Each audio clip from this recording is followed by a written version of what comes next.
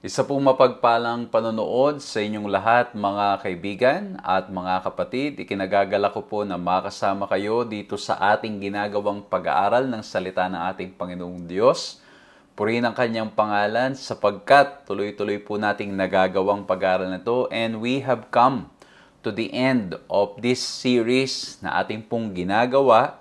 Walang iba kundi ang ating pong tema, God's Love and Justice.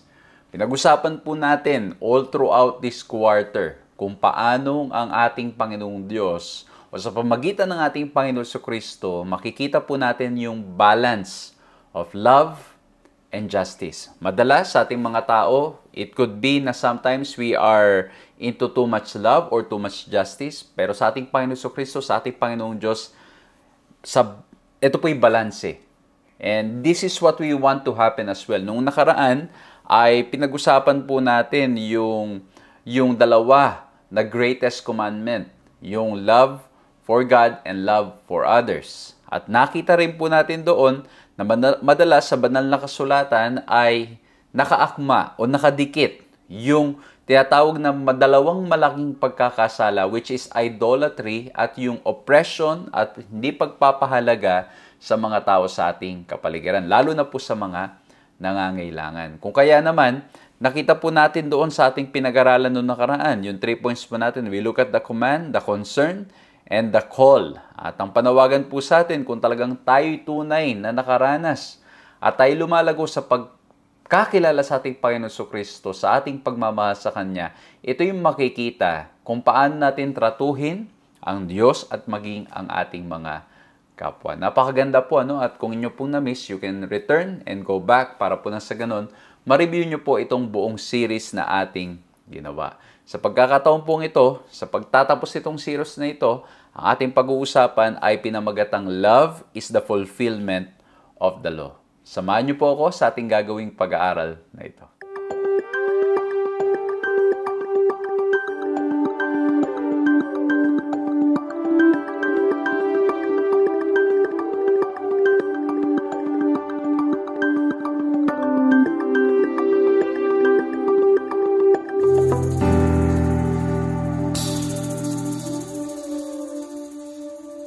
Ako po si Pastor John Alexis Mercado at patuloy po kayong sumusubaybay sa paglilingkod na pinagkakalob po sa inyo ng 3 Points Ministries na napapanood din naman sa Hope Channel. Purihin ang ating Panginoong Diyos sapagkat tunay na napakabuti niya. Salamat po sa lahat ng mga nag-pray, sa lahat po ng mga nag-support upang nang sa ganun ang ating mga gawain online and face-to-face ay makapagpatuloy. Binabati ko po ang lahat ng mga sumusubaybay mula po sa iba't ibang mga lugar. Nawa po'y nasa maayos kayong kalagayan, iniingatan at pinagpapala ng ating Panginoong Diyos. Binabati ko po yung mga kapatid, na aking pong dinalaw lamang nitong nakaraan at ating pong napaglingkuran. Binabati po natin yung mga kapatid po natin mula sa Dubai Central Church. Ayan, purihin po ang ating Panginoong Diyos. I had a great time serving with you, fellowshipping with you. Maraming salamat po sa inyo pong binigay na pagkakataon upang nang sa ganun ay makapaglingkod po sa inyo at nawa po'y naging blessing po ang ating mga pag-aaral sa inyong lahat. At maraming salamat din po sa inyong patuloy na pagpe-pray at pagsuporta sa lahat ng ating mga gawaing ginagawa. Nawa po'y patuloy tayong lahat na magtapat pa at maghawak sa ating Panginoong Diyos. I won't be able to make it, hindi po dahil sa ating mga kapatid yan na tunay nga naman na nagtiwala at naniwala na sa biyaya ng ating Panginoong Diyos ay we can be a blessing to that place. Maraming salamat po. At binabati ko rin po ang lahat ng mga sumusubaybay saan man po kayong dako ng sanlibutan, naroroon, saan man po kayo sumusubaybay sa pag-aaral natin ito, nawa po ay patuloy na maranasan natin ang biyaya at pagmamahal ng ating Panginoong Diyos.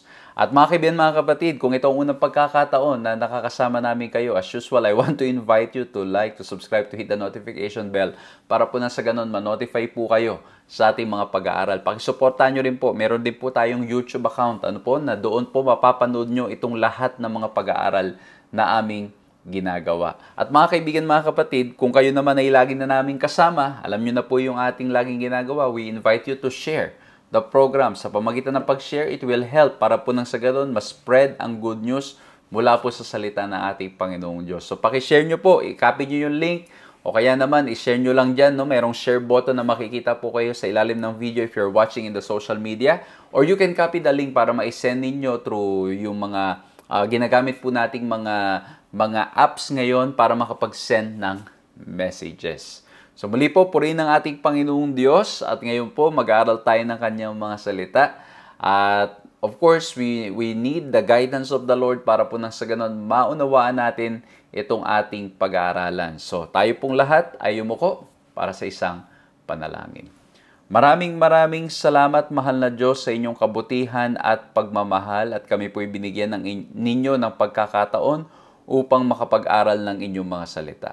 Patnubayan niyo po kami at tulungan kami na maunawaan ito. At nawa po, Panginoong Diyos, anumang bagay na aming mga matututunan, aming po mga mapapakinggan, ay makatulong upang nang sa ganon ay mas lalong lumalim ang pag-ibig namin sa inyo, mas lalong lumalim ang pagkakilala namin sa inyo, at anumang pagsubok at problema ay magawa po naming magtiwala sa inyo. Maraming salamat po, Panginoon, na hindi po kayo nagpapabaya, at maraming salamat po na kayo'y Diyos at walang tulad po ninyo. Salamat po sa lahat-lahat ng inyong kabutihan at sa kasiguraduhang gagabayan niyo po kami sa pag-aaral namin ngayon sa pangalan namin, Panginoong Yesus.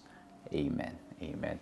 Muli po, isang mapagpalang panonood sa inyong lahat, mga ginigiliw na mga kaibigan at mga kapatid. Patuloy po kayong sumusubaybay sa pag-aaral na God's Love and Justice. And sabi ko nga po kanina, we have come to the end. Ito na yung katapusan. Ano mang magandang pag-aaral, it will come to an end. Pero praise the Lord. Ano po? Bakit po? Dahil sa mga susunod na naman, meron na naman tayong pag-aaralan na napakaganda. Ano po? Kasi bakit? Magsisimula na naman tayo ng isang panibagong leksyon. At ang pag-uusapan natin is about prophecy. Okay? So ngayon pa lang, ini-invite ko na kayo at i-prepare po natin ating mga sarili sa napakagandang pag-aaral na to kasi ang pag-uusapan natin ay allusions, images, symbols, and how to study Bible prophecy. Nawa po makatulong yan. Ano? Pero magsisimula yan sa susunod na mga pag-aaral. Pero ngayon, ang pag-uusapan natin is love is the fulfillment of the law. I think we have established this. Nito mga nakalipas nating pag-aaral that it's all about love. Okay? The summary of it all is love. If you love the Lord, we will follow. If we love others, we will take care of them. Okay? We will be mindful of them. Okay? So kaya nga po, love is the fulfillment of the law. The question is, do we have love sa ating mga puso? Do we have love sa ating mga isipan? Do we have love sa ating mga buhay? Kasi it's possible to be doing the right things for the wrong reasons or the wrong motive. It's possible na gumagawa tayo ng mga mabuti, pero ang motibo ng ating paggawa ay hindi pag-ibig. But once there is love, we don't feel na tayo ay, kumbaga, napapagod tayo, tayo ay nahihirapan, pero iba kapag nandun yung pag-ibig, iba yung dating. Kumbaga, parang you're doing things and you enjoy it. Hindi ka basta-basta nag-give up. Hindi ka basta-basta napapagod. Okay? Unlike kapag ginagawa mo lang na fake mo lang, o kaya naman ay ginagawa mo lang dahil napupilitan ka lang, madalas ay madali tayong mapagod, madali tayong magsawa. But if there is love, hindi siya nagiging pabigat, kundi ito'y nagiging magaan. You enjoy doing it. And that's why love is the fulfillment of the law. Ang ating key text is in Romans 13:8. Owe no one anything except to love one another, for he who loves another has fulfilled the law. Okay? Napaka-bigat na statement, ano? If there is love, there is the fulfillment of the law. And as usual, I will be summarizing our lesson into 3 points. Nawa po maging madaling paraan para maunawaan, maging madaling paraan para nang sa ganun ay maitanim sa ating mga puso at sa ating mga isipan, maging madaling paraan para ma-share natin sa ating mga kaibigan at mga mahal sa buhay. Okay? So, kung meron po kayong ibang mga mapupulot na ibang leksyon, I invite you to comment that down below kung nanonood kayo sa social media para po nang sa ganon ay ma-notify, ma-share, o ito ay mabasa ng ibang mga sumusubaybay. Kung meron kayong ibang mapupulot pa ng mga aral mula po dito sa pinag-uusapan natin. Kasi nga po, we always encourage everybody na mag-aral at magbasa personally ng salita ng ating Panginoong Diyos. Kung nanonood naman kayo sa television, pakisulat nyo yan. Ano? O kaya naman sa radyo, baka nakikinig kayo ngayon sa pag-aaral natin. Ano? Nagbabiyahe kayo. Well, you try to recall as many things na you will learn from this para po nang sa ganon ay maging handa tayo na maibahagi yung mga bagay na ating matututunan dito kung saan man po na grupo o kung saan man may pagkakataon na makapagbahagi tayo na ito ang topic natin. So let me begin with my first point. The first point that I want to share, first letter R, as we talk about love is the fulfillment of the law. Okay, titingnan natin yung balance ng love and law as we have been looking with the balance of love and justice, as we have been looking at the balance of truth and mercy. Okay? So we will look at ito pong law, itong love na reason, the motive for the fulfillment of the law. Kung merong pag-ibig sa ating mga puso, number 1, let's look at righteousness. Bakit righteousness? Kasi lagi po nating binabanggit nitong mga nakaraan na ang kautusan, ito ay mahalaga dahil ito ay nagpapakita ng ng karakter ng ating Panginoong Diyos. Yung kautusan, yung kanyang inuutos, yung kanyang pinapagawa, ito'y nagpapakita kung anong klaseng Diyos ang ating Panginoong Diyos. Okay? Kasi bakit po? His command will not contradict who He is.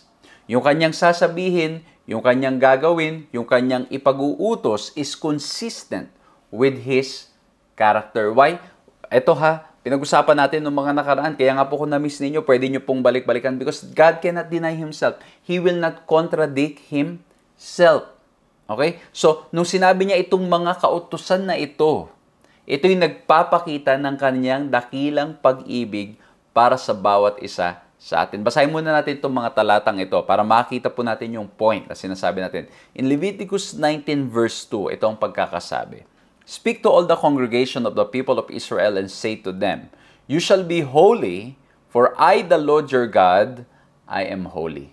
Okay? There is a call for us to be holy, but what I want to emphasize here is yung sabi ng ating Panginoong Diyos, the Lord, your God, I am holy. Ako mismo ay holy. Ako'y banal. At kung titignan po natin, pagdating sa kautusan, this is how the Bible also describe yung kautusan ng ating Panginoong Diyos. In Romans 7 verse 12, the law is holy. The commandment, holy and just and good. Okay? And itong mga nakaraan, pinag-usapan natin that God is good, God is just, and God is holy. The very character of God can be seen in His words, can be seen in His law. Kasi ulitin ko po, the Lord will not contradict Himself. Kumbaga, ni-establish natin dito sa pag-aral natin, all throughout, that God is love. At dahil He cannot deny Himself, He will not contradict Himself, dahil yung kanyang karakter ay pag-ibig, pag meron siyang sinabi, ito ay consistent with His character of love. So yung mga sinabing, you shall not, yung 10 commandments, pagbabasahin po natin itong 10 commandments, di ba? Nakalagay doon, I am the Lord your God. Okay?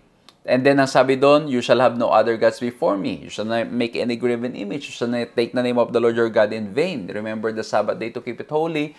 Honor your father and your mother. And tuloy-tuloy pa. Makikita po natin doon na itong mga kautusan na ito, although it is stated in a way na you shall not, ito ay nagpapakita ng karakter at pag-ibig ng ating Panginoong Diyos. Why? Kasi tingnan po ninyo, I think I've shared something about this, itong mga kautusan na ito. Like for example, yung you shall have no other gods before me. Dahil alam ng ating Panginoong Diyos, sa ibang mga Diyos, sa ibang mga nasa paligid natin, tayo ay mapapahamak lamang. Tayo ay mapapasama. Alam ng ating Panginoong Diyos na yung mga bagay sa paligid natin ay ikapapahamak lamang natin. Alam ng ating Panginoong Diyos, when you love things in this world more than the Lord, ito ay magdadala lamang sa atin ng distraction. Ito ay magdadala lamang sa atin sa tiyak na kapamakan. And that's why when the Lord said, you shall have no other gods before me, He is in reality protecting us from things that might hurt us, protecting us from things that might destroy us, protecting us from things that might hinder God's plan for us. Amen? Kaya po, yung kautusan in itself reflects the character of God. Again, ang challenge natin madalas, when we see all these negative things, pag nabasa na natin, nakita natin yung mga negative na mga life. For example, kasi yung 10 commandments nakalagay, you shall not, wag mong gagawin to, wag mong gagawin yan. Para ang nangyayari sa atin, automatically negative kasi sabi din natin, it's stated in a negative way, you shall not. But in reality, that is God's way of making it specific. Okay? Kasi halimbawa, nilagay natin, Panginoong Diyos, you shall be loyal to me. Paano? What do you mean? You shall have no other gods before me. O, diba? Diba? You shall respect me. How? You shall not take the name of the Lord your God in vain. Diba? O, so, ang point mga kapatid, Although it's stated in a negative way, in reality, it shows the love of God. Why? Para hindi na tayo manghuhula. Kasi bakit? The Lord made it very specific para po nang sa ganun, maging malinaw sa atin. At hindi lang yun, malinaw na instruction para nang sa ganun, tayo ay mapabuti. Tayo ay hindi mapasama. Kasi nga po, it is consistent with the love and character of God. And I think that's our challenge in reading the Bible. Kasi madalas, pag nakita natin yung negative things, ang iniisip natin, negative din. Okay? Hindi natin makita yung mabuti. At ang lagi kong ilustrasyon dyan ay yung mga bata na pagsasabihan ng kanilang mga magulang. Of course, hindi natin madideny because we live in a sinful world. May mga magulang na sometimes ang nangyayari po ay, again mga kapatid, again because of sin, may mga magulang, napapanood natin yan, na babalita yan sa news, may mga magulang na ang kanilang mga pinapagawa sa kanilang mga anak ay talagang parang ang dating ay mapapahamak sila. Okay, may mga inuutos sila na mga hindi maganda, mga natuturuan pa nila minsan yung mga anak nila na mga salita na hindi maganda o mga kilos na hindi maganda. Okay, may mga ganun po talaga because we live in a sinful world. But those who have come to know Christ and those who really love their kids will not teach them or will not say things na ikakapahamak nila. And so pag sinasabihan ng mga magulang, ang kanilang mga anak, yung mga matitinong mga magulang na nagmamahal talaga sa kanilang anak, kapag sila'y pinagsasabihin at dinidisiplina, ito ay para sa kanila. Ako lagi ko pong nasasabihan yung aking mga anak. Sabi ko, mga anak, pinagsasabihan kayo ni Daddy at ng Mami, kasi bakit? Love namin kayo. Ayaw namin na pagdating ng panahon, paglaki ninyo, hindi nyo alam yung mabuti, hindi nyo alam yung masama, hindi nyo alam yung mali, hindi nyo alam yung tama, hindi kayo klaro kung saan kayo dapat tumayo. Ayaw namin mangyari yun kasi we want you to be responsible when you grow up. Kasi we will not always be with you. Okay? Kaya lang, pag minsan talaga mga kapatid, tayo mga tao, di ba? Pag tayo napagsabihan, kahit na ito naman ay para sa ikabubuti natin, minamasama natin. Ako, ranas na ranas ko yan, sa akin pong mga paglilingkod bilang isang pastor. The motive is right, okay? Pero ano po nangyari? Minsan ay medyo minamasama. Although, I have to admit, at lagi ko nga pong nasasabi, minsan ang nagiging problem naman is the approach. The motive is right, there's love, pero yung pag-approach hindi rin maganda. And that's why we need to continue praying. I need to continue praying so that by the grace of God, I can grow more sa akin pong pakikisama. At hindi lamang yun sa pagsabi ng katotohanan. Na talagang masiguradong may pag-ibig hindi lang sa motibo, kundi maging sa mga salita na ating pinipili. Okay? So ito po mga kapatid, mga kaibigan. So nakikita po natin dito that the law in reality reflects the righteousness of God.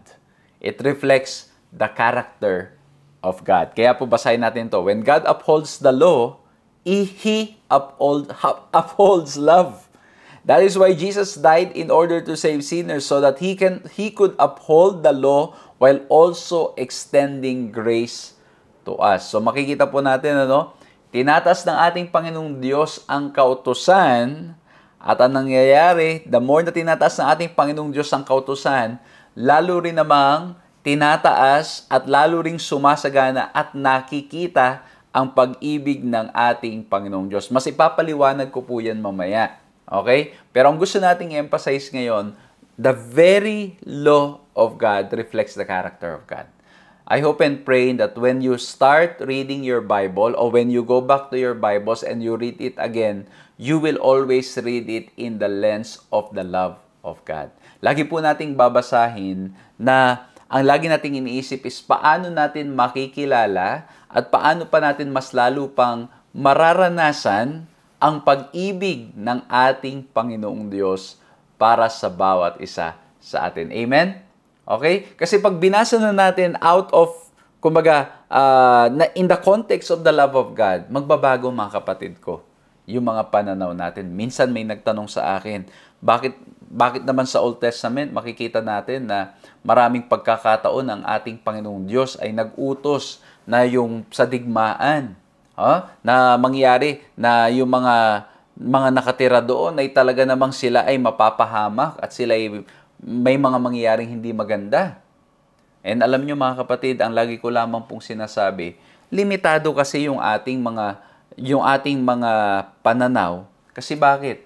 Imagine ninyo, hindi naman nakasulat completely sa banal na kasulatan. Kumbaga sa lahat, kasi nga po hindi sapat yung lahat na mga pangyayari na maisulat sa banal na kasulatan. Minsan hindi natin alam yung buong konteksto kung gaano na ba kasama yung mga bansang iyon sa banal na kasulatan, sa Old Testament. Hindi natin alam kung gaano na ba kalala ang kanilang influence na ito yung maaring sumisira at nagpapakita na ng kanilang walang pagrespeto sa Panginoon at maging sa kanilang kapwa.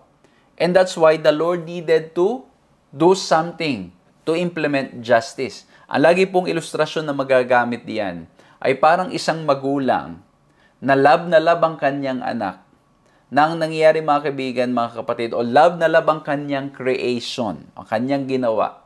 Ang mangyayari ay, kaya lamang problema ay merong naging sakit na sobrang nakakahawa at nakamamatay. At ang kailangang gawin ng isang magulang ay putulin ang kamay ng kanyang anak para nang sa ganon ay manatili itong buhay.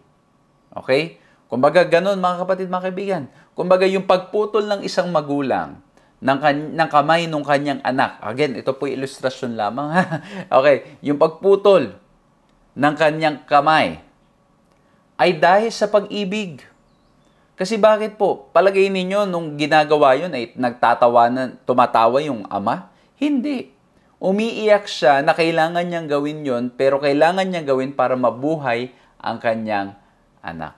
Ang ibig ko pong sabihin mga kapatid, kung titignan natin sa lente ng pag-ibig ng ating Panginoong Diyos, ganun na makikita po natin na yung mga bagay, yung mga justice, yung mga judgment na ginawa ng ating Panginoong Diyos sa lumang tipan, ito ay dahil sa pag-ibig. Okay? Kasi bakit? Maaring ganun na lamang kasama ang sanlibutan. Ganun na lamang kasama ang kinikilos ng tao na ito ay nakakasira ng iba pa. And again, at the end of the day, His ways are not our ways, our thoughts are not our thoughts. At mas lalo ko pong naintindihan yan nung ako ay hindi lang nung naging tatay, kundi nung naging administrator ka, no? Yung meron kang ina-administer. Kumbaga, meron kang mga grupo na kailangan mo. Ito po, may mga missionary ako na kailangan kong disiplinahin at pagsabihan. Kung ang lagi ko lang iisipin ay yung mararamdaman lamang nila at lagi ko lamang iisipin ay baka magtatampo sila, hindi mo sila madidisiplina. So you have to do something. Kailangan nating mag-implement na mga bagay na at that moment din nila maintindihan. At meron, nakakatuwa rin naman kasi may mga ilan po kami na nung sila'y graduate na, sabi nila bigla, kaya pala pastor, kaya pala ganun yung iyong paraan ng iyong pagdisiplina, paraan ng iyong pag-interview, yung paraan ng iyong kaya mo pala tinatanong at ginagawa yun. So parang nang sa ganun, maihanda kami sa mga possible na haharapin. Pero alam nyo mga kapatid, not all the time, and I praise the Lord, may mga ilan na nare-realize yun, but not all the time, marirealize ng iba yun. Hindi all the time, marirealize ng iba yun. Ang lagi kasi lamang nilang minsan ang nangyayari, naiisip lamang nila yung sarili nilang nararamdaman while hindi nila nakikita. Ang iniisip ng isang administrator o ang iniisip ng isang leader is how to take care of everything. How yung isang action will impact the others. And I'm just trying to relate. Ng ating Panginoong Diyos, imagine nyo, iniisip niya yung lahat ng mga bagay na ito para sa ikabubuti ng lahat. Okay? Kaya nga po pag minsan na nangyari, kahit in my own personal experience, syempre sasama yung loob natin pag may mga bagay na hindi natin makuha, hindi tayo mapagbigyan, lalo na kung nakikita nating mahalaga pero hindi na pagbibigyan. Ako po personally, I have to admit, sumasama yung aking loob. Pero later on, habang ako'y nagre-reflect, nakikita ko na, it might be for the good of the overall. Kasi hindi pwedeng ang iniisip ko lang, yung sarili ko lang. Hindi pwedeng ang iniisip ko lang yung kapakanan ko lang. Kailangan ko isipin yung kapakanan ng buong organization. Okay? So, kaya ko po sinishare yan. Kasi bakit? Sa limitadong karanasan, sa limitado na, ako po bilang tao na limitado, I'm trying to understand, at ako po bilang tao, iniisip ko yung kapakanan ng kabuuan, hindi lamang ng isa o ng dalawa. How much more ang ating Panginoong Diyos? Kaya nga po sa banal na kasulatan, may nakasulat doon na kung tayong mga makasalanan at masasama ay nakakapag-isip ng mabuti, naiisip natin yung ikabubuti ng buong organisasyon o kabutihan ng iba, how much more ang Diyos? Kaya the law reflects the righteousness, the character of God. Amen? So, ayan. Number 2, punta tayo sa pangalawa. Ito pong topic natin, love is the fulfillment of the law. Number 1, we look at righteousness. Number 2, let's look at relationship. Bakit relationship? Kasi yung kautusan na ibinigay ng ating Panginoong Diyos, nagpapakita ng kanyang relasyon sa bawat isa sa atin. Kasi bakit? Kung babalikan natin sa Exodus, nung ibinigay ang kautusan ng ating Panginoong Diyos, ano po nangyari doon? He saved them first from slavery. At hindi lamang iniligtas sila from slavery, there was a covenant. There was an agreement na ito ang gagawin nila, ito ang gagawin ng ating Panginoong Diyos. And so, it reflects relationship. The law reflects the relationship between God and men. That's why God's law does not consist of abstract principle. Instead, God's law is an expression of relationship. Okay? Ito ay relasyon. Kaya nga po may kasunduang nangyari between God and men, between God and Israelites during sa Old Testament. Ang sabi ng ating Panginoong Diyos, okay, ito ang inyong mga gagawin. At sabi ng mga tao, ito naman ang aming gagawin. Kaya nga po yung 10 Commandments, it starts with, I am the Lord your God, na nagligtas sa inyo mula sa Ehipto. Okay? Kaya po, tingnan po natin, itong Matthew 22:37. You shall love the Lord your God with all your heart. Mababasa rin natin yan sa Deuteronomy 6 verse 5 na nagpapakita that it's all about relationship. Yes, it reflects the character of God, but at the same time, itong kautusan nagpapakita ng ating relasyon, ng relasyon ng ating Panginoong Diyos sa atin at relasyon din naman natin sa Kanya at sa ating kapwa. Kasi sa Matthew 22:39 at mababasa natin din sa Leviticus 19:18, you shall love your neighbor as yourself. Okay? So, may mga maraming nagsasabi, ayan, wala na yung 10 kautusan. Ang meron na lamang ay 2 utos at yung 2 utos ay mahalin ang Diyos at mahalin ang kapwa. The question now, ito, paano mo mamahalin ang iyong kapwa? Paano mo mamahalin ang ating Panginoong Diyos? Kaya ang sabi sa verse 40, on these 2 commandments hang all the law and the prophets. Anong ibig sabihin nun? Ibig sabihin, mga kapatid, mga kaibigan, the summary is love. Love your God, love others. Okay? Kaya nga po yung first 4 commandment, it's about loving God. You shall not have any other gods. You shall not make any graven image. You shall not take the name of the Lord your God in vain. And remember the Sabbath day to keep it holy. It's how you will love the Lord. Kasi nga po, love is the summary at nakahang, nakasabit, nakasama na lahat doon. Okay? At ano pa, you shall love your neighbor. Huwag kang magnanakaw, huwag kang mangangalunya, huwag kang magsisinungaling. Diba? Ang point ko yan, mga kapatid, huwag kang mag-iimbot. So, ito ang paraan paano mo mamahalin ang iyong kapwa. So, ito ay relasyon, mga kapatid, mga kaibigan. Ito ay relationship between God and men and man to man. Okay? Ito ay relasyon, mga kapatid. Okay? Kaya nga po, dito po sa pinag-aaralan natin ngayon, the question is, do we have a growing relationship with God? Kasi kung meron tayong growing relationship with our God, makikita po ito sa ating buhay. Yung pagsunod dito sa mga kautusan ng ating Panginoon Diyos, it will never be a burden. It will be light. Kasi di ba parang yung mga tao dito, may mga growing na relasyon sa kanilang kapwa. Ano po nangyayari? Di ba? You delight in doing things 'Di ba? Ito mga kapatid, illustration lang ano. 'Di ba pag mahal mo yung isang tao, you spend time. You make sacrifices. Kahit na may mga bagay na, alam mo yung medyo mamahalin, pinag-iipunan mo para maibigay mo kasi you want that person to be happy. Again, mga kapatid, this is just an illustration, ano? O kumbaga ang point ko, yung effort mo nandoon. Ginagawa mo talaga yung lahat ng pamamaraan para nang sa ganun maparamdam mo yung pag-ibig mo doon sa kapwa. At tuwing ginagawa mo yung mga bagay na yun, you don't feel it as a burden. You feel it na you enjoy it. You love it. You love doing it. Okay? Kasi bakit? Mahal mo eh. Okay? So, ang kautusan, no, binigay ng ating Panginoong Diyos, it's the expression of God's relationship with us.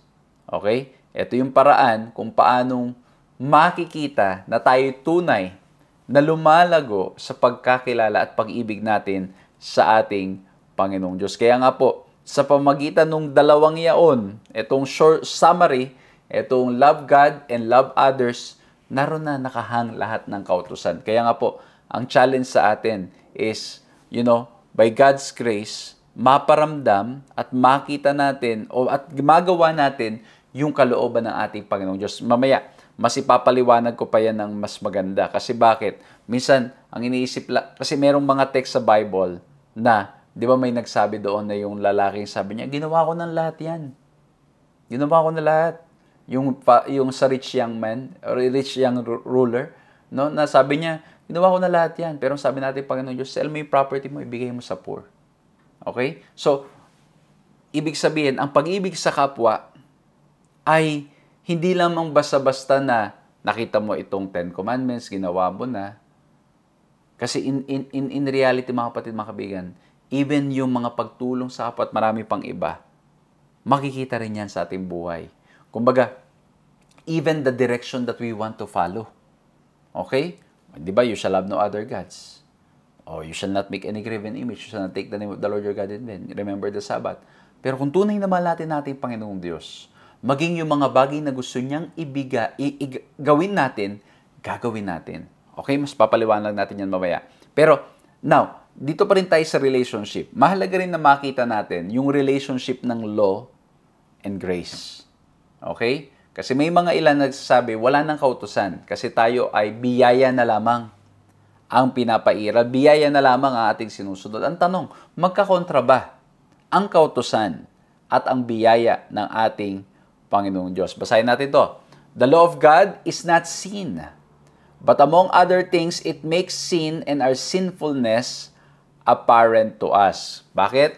Yung kautusan, pag ating binabasa, yung kautusan, pag tayo nagre-reflect, nag-i-spend time, nakikita natin how sinful we are. How much na tayo ay hindi nakakaabot sa kalooban ng ating Panginoong Diyos. Kasi bakit? Pag pinag-aralan natin yung sin, it is not hitting the mark, not being able to hit the mark. Okay? At the more na nag-aaral tayo ng banal na kasulatan, the more na nakikita natin that we are not able to reach. Kaya nga po sabi doon, for all have sinned and fallen short of the glory of God. Mapapansin po natin, the more we read the Bible, the more we realize na how far we are.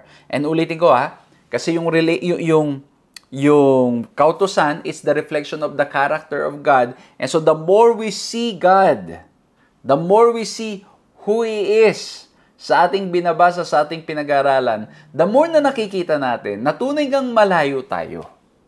Tunay ngang tayo yung mga makasalanan. Kasi sabi sa Romans 3:20, for by works of the law, no human being will be justified in His sight, since through the law comes the knowledge of sin.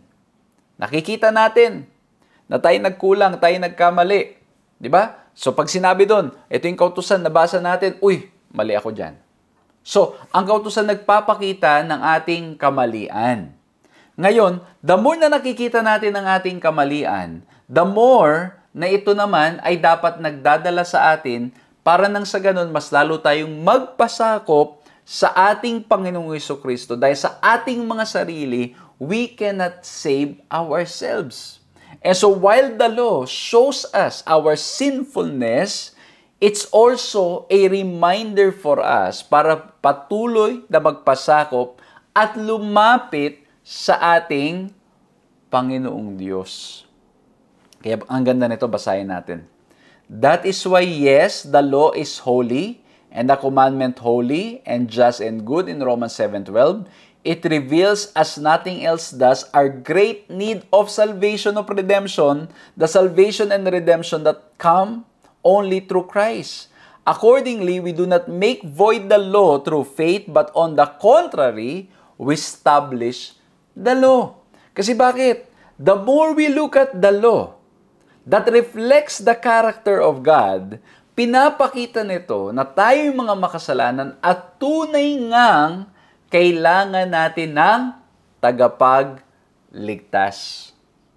Okay? Kailangan nga natin ng magsisave sa atin. Kasi bakit? We cannot save ourselves. Tanging Panginoong Jesucristo ang makapagliligtas sa atin. So, ito po. Nagpapakita na when we are upholding the law, at the same time, we are upholding grace. When we are upholding grace, the vice versa, we are upholding the law because they are not against each other. They are hand-to-hand. Kumbaga parang love and justice, grace and law, love and justice.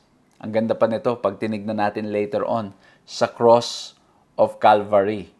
Okay? Pero ulitin ko po, when we look at the law, pag pinag-usapan natin ng kautusan, nakikita natin gaano tayo makasalanan, gaano tayo nagkulang, at ito yung nagpapaalala sa atin na tayong mga mahina, tayo yung bagsak, at walang ibang paraan para tayo makapasa, walang ibang paraan para tayo maligtas, kundi magpasakop sa ating Panginoon Jesucristo. And that's why, with that, we uphold both law and grace. Kaya sabi sa Ephesians 2:8-9, "For by grace you have been saved through faith, and this is not your own doing, it is the gift of God, not as a result of works, so that no one may boast."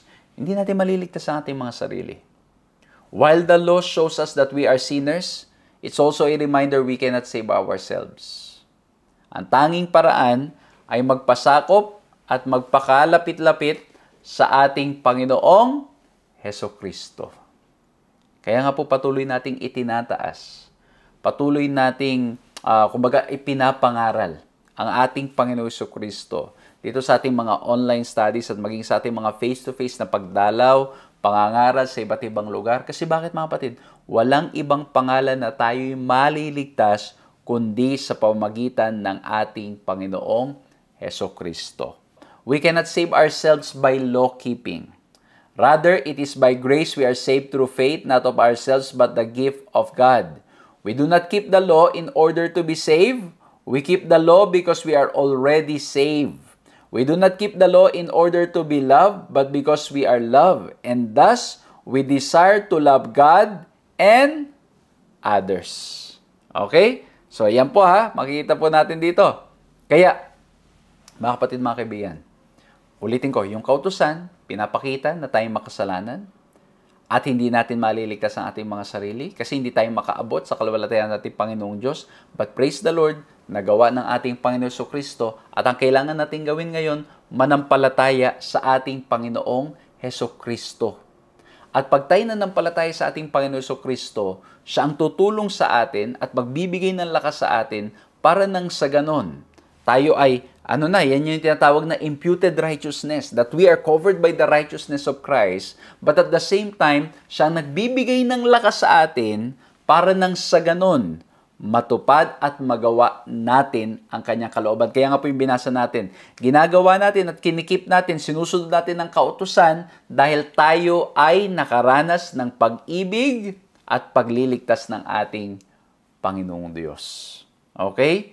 So, hindi natin ginagawa yung isang bagay, hindi tayo nag-church para tayong maligtas, kundi dahil tayo iniligtas ng ating Panginoong Hesukristo. At the more na lumalapit tayo sa ating Panginoong Hesukristo, the more na tinutulungan niya tayo at pinapalakas niya tayo para nang sa ganun magawa natin ang kanyang kalooban at ang kanyang kautusan. Yan po yung sinasabi ko nga po kanina na sa pamamagitan ng cross of Calvary, kita natin yung how the Lord upholds the law and grace at the same time. Kasi bakit? Tandaan nyo po, when Jesus Christ died on the cross. Okay? Ito yung nagpapakita that the law exists. That the law is abiding, or the law is applicable. The law is there. Okay? Ang kautusan ay naroon. Kaya nga Jesus needed to die on the cross. Kasi bakit? Kung walang kautusan, walang pagkaalam ng kasalanan. At kung walang kasalanan, o walang paglabag sa kasalanan, hindi natin kailangan ng tagapagligtas. Okay? So, dahil sa kamatayan ng ating Panginoon Kristo, we uphold, pinagtitibay ang kautusan. Kasi bakit nga po? Kaya nga ang ating Panginoon Kristo ay namatay sa krus ng Kalbaryo kasi may paglabag sa kautusan. So doon, sa kamatayan ng ating Panginoon Kristo, itinataas ang kautusan. But at the same time, sa kamatayan ng ating Panginoon Kristo, itinataas din ang biyaya. Kasi bakit? Sa pamamagitan ng kamatayan ng ating Panginoong Kristo, tayo maliligtas. Kaya nga po tayo iligtas sa pamamagitan ng biyaya na ating sinampalatayanan, hindi sa pamamagitan ng ating mga sariling gawa. Kaya nga po lagi natin sinasabi, in the cross, we see the balance of love and justice. Love, kasi bakit? It is the symbol, the cross is the symbol of our salvation. Sa pamamagitan ng ating Panginoon Kristo who died on the cross, it shows us that we are saved through faith, by faith. Okay? And at the same time, the cross is a symbol of justice kasi bakit? God needed to send Jesus Christ to die on the cross dahil, bakit po? Para nang sa ganun, He will be carrying the burden of our sin. So in this way, we can see love and justice and at the same time, grace and law. Okay? I hope na nagiging clear sa atin mga kapatid, mga kaibigan. Okay? Ang biyaya at ang kautusan, they go hand in hand. They do not contradict each other. Kaya nga po si Paul, talagang ang ganda sa Romans, talagang sinasabi niya, hindi natin binabaliwala ang kautusan sa pamamagitan ng biyaya at ng pananampalataya, kundi pinagtitibay pa nga natin. Amen? Kaya ang ganda po, no? So makikita natin yung balanse ng biyaya at pag-ibig ng ating Panginoong Diyos. So ulitin ko ha, yung kautusan, pinagtitibay pa natin at kaakibat nito ay ang biyaya ng ating Panginoong Diyos. Hindi tayo maliligtas sa pamamagitan ng pagsunod ng kautusan. Tayo ligtas sa pamamagitan ng biyaya na ating sinampalatayanan dahil namatay ang ating Panginoong Kristo. Pero kung tunay na naranasan natin ang biyaya at pagmamahal ng ating Panginoong Diyos, naintindihan natin ang kautusan. Kaya ayaw na nating magkasala and by God's grace, He will give us the power para po nang sa ganon tayo makasunod sa Kanyang kalooban. Ulitin ko po, no? Pag tayo nanampalataya, we are covered by the righteousness of Christ. That's why we are saved through faith. Pero, bibigyan din niya tayo ng lakas. Ang tawag dyan yung imputed righteousness. The more na tayo lumalapit at nagpapasakop sa ating Panginoon Kristo, siya rin na nagbibigay ng lakas para maisabuhay natin ang kanyang mga kautusan. Kaya it goes hand in hand. It doesn't contradict each other. So number 1, we look at righteousness. Number 2, we look at relationship. Number 3, which is the last point, let's look at our response. Okay, sa Romans 13:8-10. Owe no one anything except to love each other. For the one who loves another has fulfilled the law. For the commandments, you shall not commit adultery, you shall not murder, you shall not steal, you shall not covet, and any other commandment are summed up in this word. You shall love your neighbor as yourself. Love does no wrong to a neighbor, therefore love is the fulfilling of the law. Ang ganda. Kumbaga talagang pinakita ni Pablo ang summary. Yung sa 10 utos, ang summary, dalawa lang nga talaga, love God, love others. At kung tayo doon may pagmamahal sa ating kapwa, gagawin natin ito. And at the same time, ang ganda ng pagkakasabi niya doon sa verse 10, no? Love does no wrong to a neighbor. Okay? Kaya love is the fulfilling of the law. Kaya nga po yung sinasabi natin kanina, Yung pagsunod sa kautusan ng ating Panginoong Diyos.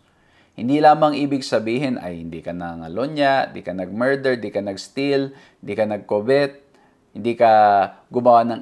Alam mo yun, pati yung iba pang mga bagay. Kaya nga po yung minimension ko kanina, yung parable of the rich young man ruler. Nung minanggit na yung mga kautusan, sabi niya, ginawa ko ng lahat yan. Pero yung pagtulong sa kapwa, hindi niya yung ibebenta niya yung mga gamit niya para maitulong sa kapwa, ay umalis siya. At at sabi niya, napakahirap. Ha? Kasi bakit mga kapatid? Hindi ang ibig sabihin lamang ng love o pagsunod ay kung ano lang yung nasa letra. Kundi gagawin natin ang lahat ng sinasabi ng ating Panginoong Diyos para sa ating kapwa at para sa ating Panginoong Diyos. Kaya nga po tingnan nyo sa Matthew 23:23. Ito yung matinding example kasi yung mga Pharisees, they were following the law. Pero tingnan nyo, sabi, woe to you, scribes and Pharisees. Matthew 23:23. Woe to you, scribes and Pharisees, hypocrites! For you tithe meat and dill and cumin, and have neglected the weightier matters of the law, justice and mercy and faithfulness. This you ought to have done without neglecting the others. Kumbaga, tama naman yung ginagawa nila, nag-iikapu sila. Nagbibigay sila ng ikapu sa halos lahat ng mga bagay. Pero, nakaligtaan nila yung kahalagahan ng hustisya, ng kaawaan, at ng katapatan. Kumbaga mga kapatid, it's possible to be doing the 10 Commandments na word for word labang, na yun nga, you shall have no other God, and then you shall not commit adultery, remember the Sabbath. Pero ang nangyari, hindi naman natin pinapahalagahan yung ating kapwa. Walang justice and mercy at faithfulness.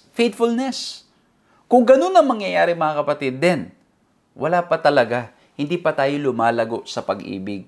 Kaya nga po, di ba, yung rich man, young ruler, it was hard for him. Kasi he was following word for word, letter for letter. But he missed the most important point, which is love. Kasi if you love others, if you love God, and you love others, yung pagsakripisyo, magagawa natin. And in reality, yung pagsakripisyo, we don't see it as a sacrifice, we see it as a privilege. Ha? Kaya, mababasa natin sa James 2:8, yung context nito is about taking care of the poor and not practicing favoritism or partiality. Ang sabi sa James 2:8, if you really fulfill the royal law according to the scripture, you shall love your neighbor as yourself, you are doing well. Pero pag tinignan mo yung konteksto, it's about taking care of the poor and practicing partiality. And not practicing partiality or favoritism. Ngayon, kung titignan natin sa 10 Commandments, meron ba nakalagay doon na you shall help the poor? Wala. Ang nakalagay doon, you shall not steal. Okay? You shall not steal. Pero, hindi ibig sabihin, na nakalagay lang doon na you shall not steal, hindi ka nga nagnanakaw, hindi rin ibig sabihin, wala ka ng pakialam sa iyong kapwa. Ito yung sinasabi ng ating pag-aaral. Na yung pag-ibig natin sa ating Panginoong Diyos, pag-ibig natin sa kapwa, nakahang ang lahat ng kautusan. Ibig sabihin mga kapatid, yung mga bagay na sasabihin sa atin ng ating Panginoong Diyos, gagawin pa rin natin because of love for Him. Kaya ito, basahin ko to. Love as the fulfillment of the law involves not merely keeping the law in the sense of refraining from committing sins, but also consists of actively doing good. Doing the works of love that faithfully advance justice and mercy. Being faithful to God is more than just not violating the letter of the law. Kasi kung may love, kung ano man yung sabihin sa atin, kung ano man ang ipagawa sa atin, we will do it. Amen? O di ba parang when you love what you're doing. Halimbawa, naalala ko po nung nagbabasketball ako. At the same time na ako yung nakakapag-aral, by God's grace, at the same time nakakapaglaro. When you enjoy doing it, when you love playing, meron time ng practice. 5 to 8. Pero if you love playing, kahit nalagpas ng 5 to 8, you can still play. Kahit hindi nakaschedule yung time ng laro, maglalaro ka. Kasi bakit? You love what you're doing. You're not playing just because You need to do it. You're doing it because you love it. Kaya nga po, yung 5 to 8 na training hindi nagiging pabigat kasi you enjoy it. Kaya nga, kahit 5 to 8 lang yung training, sometimes gusto mo pang mag-extend at minsan kahit hindi naman na araw ng practice, gusto mo pa rin maglaro kasi bakit? You love it. Ganon din. Sa pag-ibig natin sa ating Panginoon Diyos, sa ating kapwa. Kaya nga pong ganda eh. It's not just about violating the letter of the law. It's about faithfully advancing justice and mercy. Gumagawa tayo ng mga kilos na nagpapakita na tunay nga na ang umiiral sa ating mga puso ay pag-ibig. At how do we see that? Nakikita po sa pagmamahal natin sa ating kapwa. Kasi kung tunay na mahal natin ating Panginoong Diyos, makikita yan sa pagmamahal din natin sa ating kapwa. Kaya ang sabi sa John 13:35, "By this all will know that you are my disciples if you have love for one another." Kaya po, ang ganda ng ating pinag-aralan ngayon, no, na love as the fulfillment of the law. In reality, to make it simple, it's really all about love. And the question that we have now sa ating pag-aaral na ito, are we growing in our love for our Lord and Savior, Jesus Christ? Lumalago kaya tayo sa pag-ibig natin sa ating Panginoong Diyos? At kung tayo lumalago sa pag-ibig natin sa ating Panginoong Diyos, lumalago rin ba tayo sa pag-ibig natin sa ating kapwa? And I hope and pray sa ating pong ginawang pag-aaral na ito, mas lalo pang lumalim ang ating pag-ibig sa Kanya, mas lalo pa natin siyang nakilala at magawa natin sa biyaya niya na talagang isuko ang lahat, manampalataya na siya ang Diyos na hindi nagpapabaya sa atin, na nagmamahal sa atin ng ating lubusan, siya'y tapat sa atin at maging dahilan para tayo rin naman ay magmahal at maging tapat sa Kanya. Baka po meron ngayon na sumusubaybay, who's struggling to give it all to Christ. Who's struggling na yung pag-ibig ay hindi pa ganun kabuo. Hindi pa natin maibigay lahat. Ibigay natin lahat sa Kanya. Kung kayo po'y sumusubaybay, nakakasama namin maybe for the first time or you've been joining us, but you have not fully given your heart to the Lord. Now is the time. Ibigay natin ng lahat sa Kanya. Tulungan tayo na ating Panginoong Diyos na ang pag-ibig natin sa Kanya ay patuloy na lumago. Samahan niyo po ko. Kung ito pong inyong desire, na ang pag-ibig sa ating Panginoong Diyos patuloy pang lumalim, pag-ibig sa ating kapwa patuloy pang lumago ng lumago at maihayag talaga na tunay ngang tapat at nagmamalang Diyos sa atin. At dahil doon gusto rin naman natin na mahalin siya at mahalin ang ating kapwa. Kung yan pong inyong desire, na mas lalo pang lumago sa pag-ibig sa ating Panginoong Diyos, samahan niyo po ako. Let's bow our heads and let's pray. Maraming salamat, Panginoon, sa buong pag-aaral namin ginawa. At salamat po, pinakita niyo po sa amin that love is the fulfillment of the law. Tulungan niyo po kami, Panginoon, ng pag-ibig na aming nararanasan mula sa inyo ay patuloy pa pong lumago ng lumago. Patuloy pa po namin kayong makilala at magawa po namin magtiwala pa ng lubusan sa inyo. O mahal na Diyos, sa aming mga sarili kami mga mahihina, sa aming mga sarili kami walang magagawa. Ngunit salamat po, Panginoon, dahil kayo Diyos at walang tulad ninyo. Salamat po at kayo ay Diyos na nagmamahal ng lubusan sa amin. Tulungan niyo kami, Panginoon, na lumago po sa pag-ibig namin sa inyo at sa aming kapwa. Hindi namin kaya sa aming mga sarili. We need strength, Lord, na nanggagaling po sa inyo. Patnubayan niyo po kami at gabayan kami. At maraming salamat po sa inyong anak na aming Panginoong Jesucristo na namatay sa krus ng Kalbaryo para sa bawat isa sa amin. Maraming salamat po na kayo'y patuloy na nagmamahal ng lubusan sa amin, pinapatawad kami sa aming mga kasalanan. Tulungan niyo kami, Panginoon, araw-araw. Makilala kayo at buksan ang aming puso sa inyo. Ano mang problema at pagsubok na aming pinagdadaanan, tulungan niyo po kaming magtapat sa inyo dahil kayo'y tapat sa amin. Maraming salamat po sa pangalan ng aming Panginoong Hesus. Amen. Maraming salamat po sa inyong ginawang pagsama sa ating programang ito at nawa po'y nakinabang kayo, nawa po'y na-bless kayo, at nawa po'y patuloy nating maranasan ang pag-ibig niya sa bawat isa sa atin. Muli po, pakishare ang ating pag-aaral na ito at nawa po'y maging pagpapala sa marami, sa mga kaibigan at sa mga mahal natin sa buhay. At maraming salamat rin po sa inyong patuloy na pag-pray sa ating mga ginagawang paglilingkod at pangangaral. Maraming salamat po sa inyong patuloy na pagsuporta at nawa po'y patuloy pa kayong pagpalain ng ating Panginoong Diyos. Magkita-kita po tayong muli sa susunod na pag-aaral. God bless you all.